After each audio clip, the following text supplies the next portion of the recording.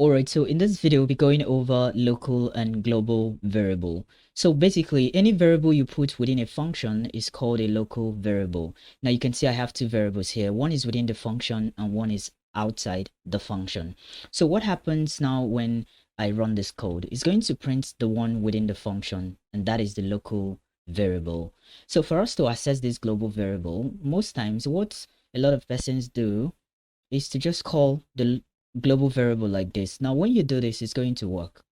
You will get an answer. You can say it is 5, which is the global outside this function.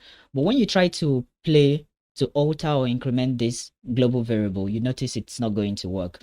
For example, let's say I want to increment this by 5, which is 5 plus 5. When I run this, it's not going to work. It says unbound local error, cannot access local variable where it is not associated with a blah, blah, blah. So it means that we can't access this because we're not calling it the right way. So the best thing to do is to use the keyword global.